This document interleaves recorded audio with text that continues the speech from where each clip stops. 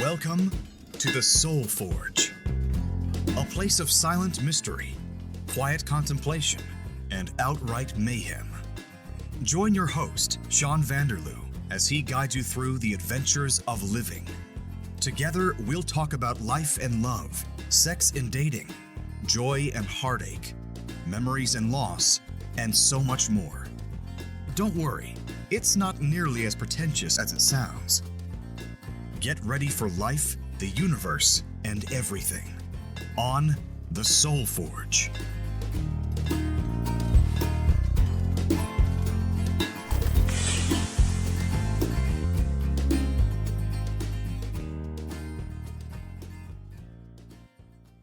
Well, hello there, Soul Forge listeners. Happy 2018. This is the first episode of the new year, and I hope you all had a great holiday season, and I hope you get everything that you're looking forward to in 2018.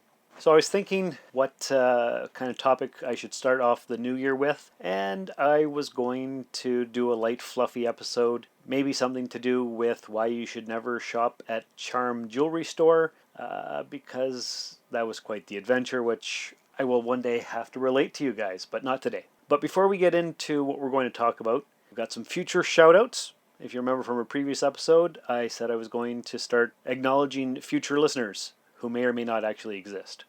So, 2027, Jonathan, get the surround sound. And thanks for listening. Erica, 2024, buy the black dress. George, 2022, thank you for that amazing 5-star iTunes review. You rock, sir. Current listeners, those of you who have already discovered the podcast, thanks for being here. Thanks for tuning in to episode 30. What are we going to talk about today? Well, I thought about it all week, and as I'm recording this, it's January 3rd, 2018. 25 years ago today, Star Trek Deep Space Nine premiered on television for the very first time. But that's not what we're going to talk about.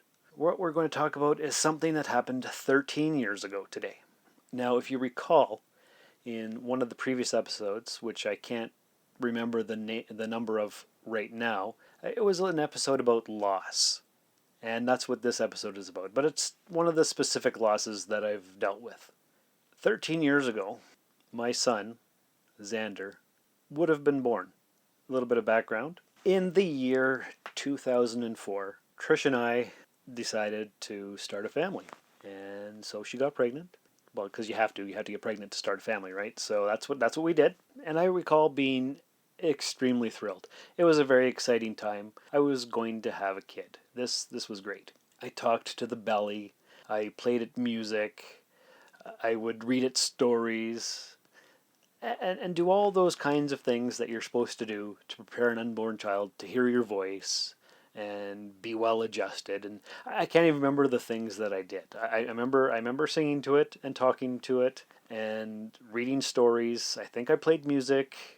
I might have even given it math questions, like 1 + 1 is 2 and 2 + 2 is 4 and 4 + 4 is 8 and so on and stuff like that. I can't really exactly remember what I did. Trish might be able to remember. But I did all kinds of things. Talked to the belly for months and months to get prepared. It was very exciting. The due date was around the end of the year. So the baby could have been born very, very end of 2004, sometime in the beginning of 2005. And it turned out that after all the tests and the ultrasounds and whatnot, the doctors figured that the baby would have been born probably around the first of the year. Well, that was exciting because, the first baby born in Timmins in the new year. And I remember making a joke that, if we have him at the end of the year, then we get to claim him on our taxes. And if he comes on the first, then that's great because then he's the first baby of the new year. But if he comes after that, I said, well, then we don't even want him. We'll just send him back. And after what happened, I recalled making that joke and feeling horrendous. It was just a gross, icky feeling. Now, I know that joke that I made didn't actually cause what happened to happen. It's just one of those things that happen in life. But still, it wasn't a very good feeling at all. So what did happen? Well, January 2nd of 2005. Trish was feeling like maybe it was time for the baby to be born, because was she overdue? I can't recall if she was overdue or it was just at the very end of the due date, whatever it was. Anyway, we went to the hospital. It was late, and we were there for a while waiting to get seen. And so finally, we saw the doctor or the nurse or whoever it was, and they said, "Oh no, it's not a real contraction. You're fine. Just go home. Everything will be okay." So we're getting ready to leave. Trish stands up and her water breaks. So, oh, okay, I get the nurses back. Guys, the water's broken. She's gonna have this baby. So we get put into a room, and they do all the monitoring and whatever. And January 2nd turns into January 3rd, and the doctor comes and the nurse comes, and not to get into too much graphic detail, but what they should have done was given her a cesarean section, but they tried to make it a natural birth, which was an incorrect maneuver. I can honestly say I've never seen so much blood in all my life. We almost lost Trish on the table. We did lose the baby, which we named Xander because he was in the birth canal for like 45 minutes, and it was not a good situation. And I can tell you, not to be a downer here at the beginning of the year, but holding a lifeless baby in your arms is the worst feeling in the entire world. And was it completely the doctor's fault? Well, the College of Physicians seemed to think so, because we had an ultrasound about a month before and the baby was about 6 to 7 pounds. But when Xander came out, he actually weighed, I believe, 11.6. So he was a big baby. And Bishop, who we had just a year later, was actually 10.6, and he was born cesarean 3 to 4 weeks early. So apparently I make big kids, or the combination of Trish and I do, because Trish had Dakota, and she was just a normal child, normal size. So I don't know, whatever it was was not good, and we stayed at the hospital that night and tried to sleep, and it was just truly horrendous. Nothing good came of it. It was sad. I ended up taking 3 months off of work, and then when I went back to work, I was working at the call center as a training assistant, training new people to take phone calls. And I remember one of the people making a dead baby joke, and I have a lot of self-restraint because I just wanted to go over there and punch him in the face. He was just a young kid, so what did he know, right? He'd never gone through anything, and he didn't know that I had gone through that either, so I had to realize that. But it wasn't easy to have self-control, but I did. During the time I was off, I actually got Xander's full name tattooed onto my arm. It was my first tattoo.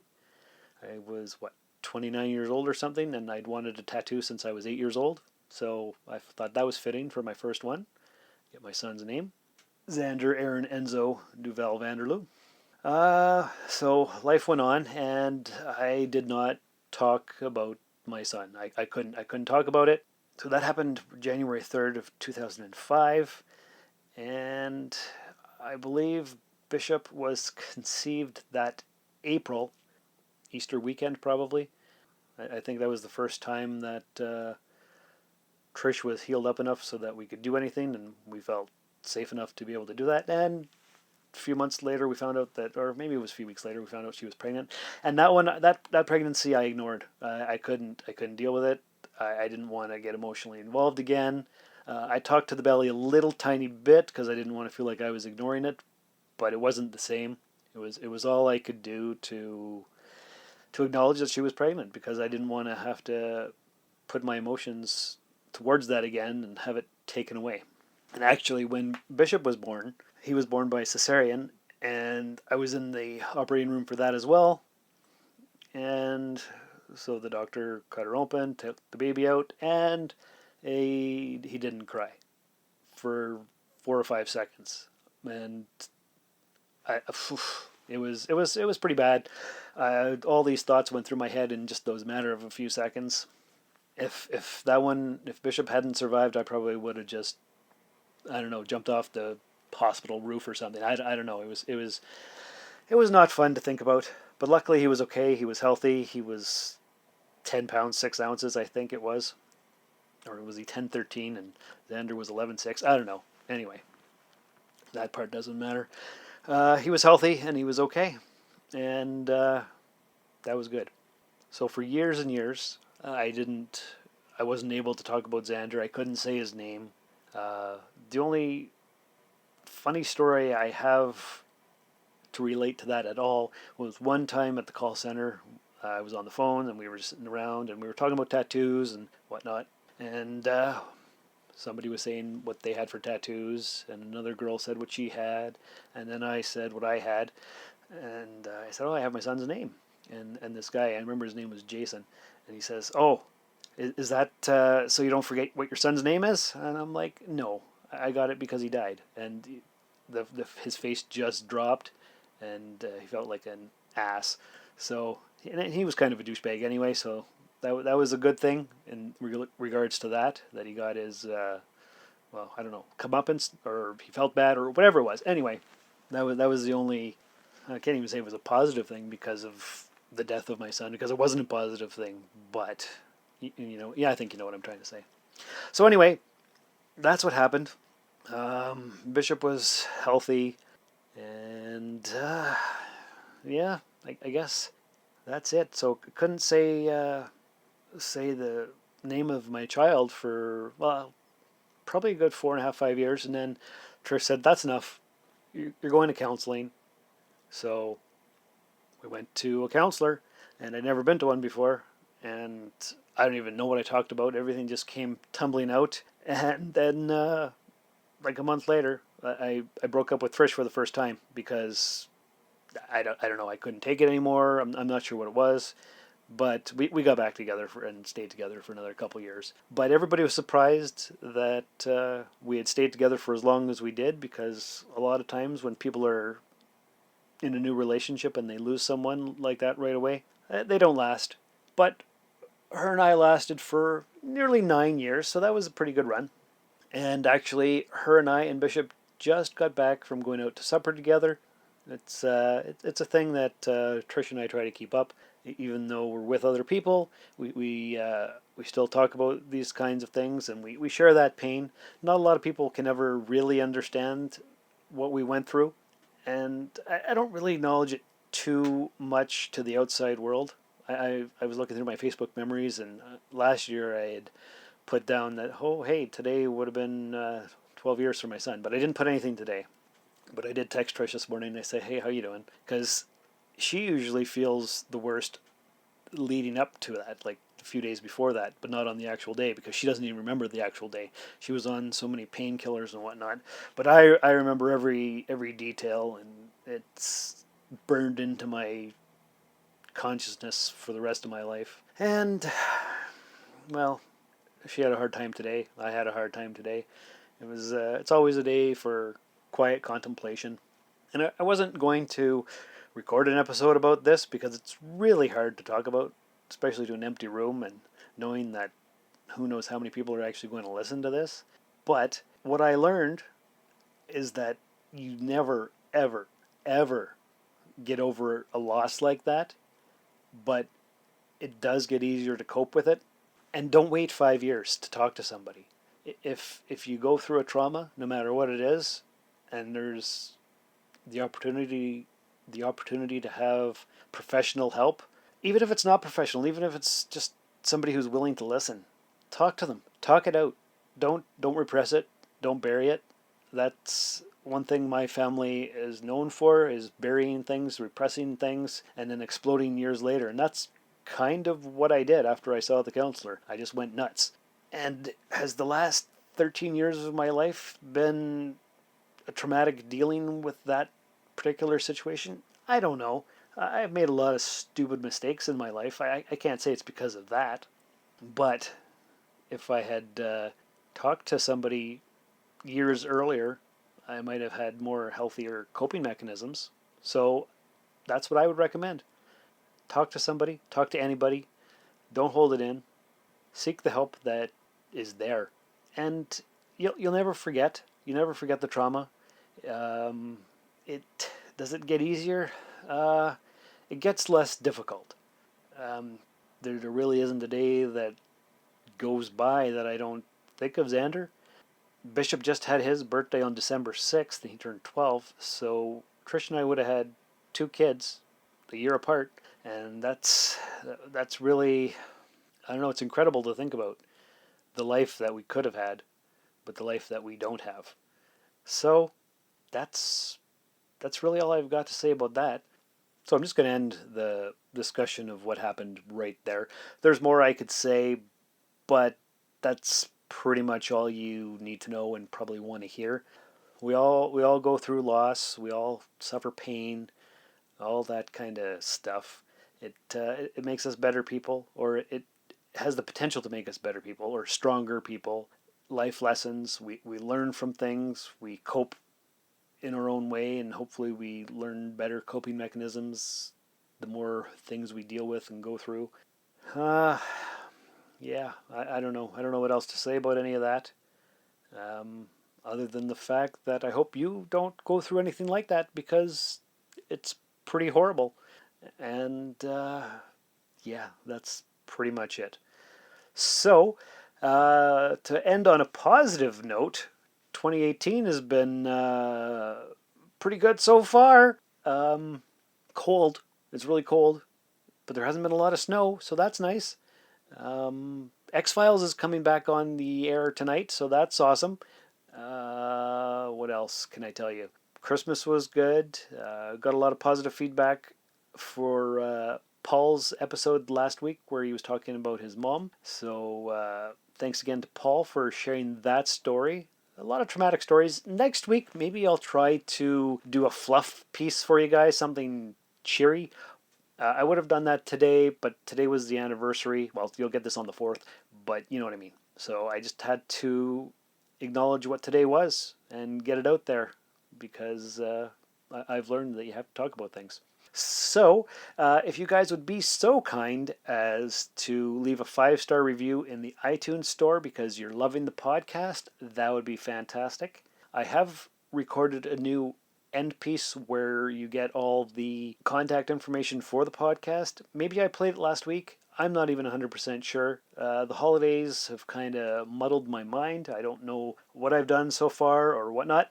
Oh, hey, before I go, this past weekend I recorded the 4th year anniversary episode of the Rusted Robot podcast, episode 181. Had a few callbacks to the beginning days. It's a really fun episode.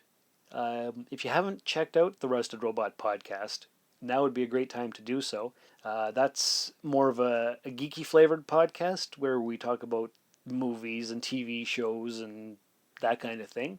Yeah, that's about it, really. It was a lot of fun to do. It took all day to edit the thing, though, because of all the little clips and whatnot and some interruptions and people coming over and that kind of thing. But I'm proud of that episode and hope you'll check it out. So once again, thanks for stopping by the Forge. We'll keep the fires lit for you. And remember, expecting a trouble-free life because you're a good person is like expecting the bull not to charge you because you're a vegetarian.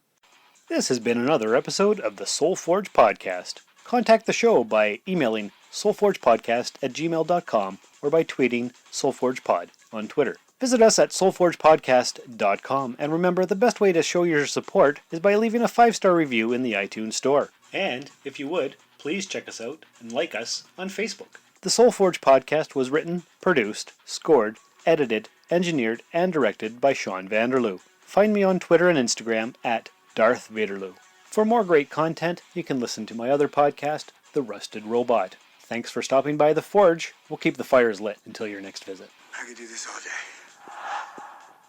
This has been a Valley of Vanderloo podcast production, all rights reserved. This transmission ends now.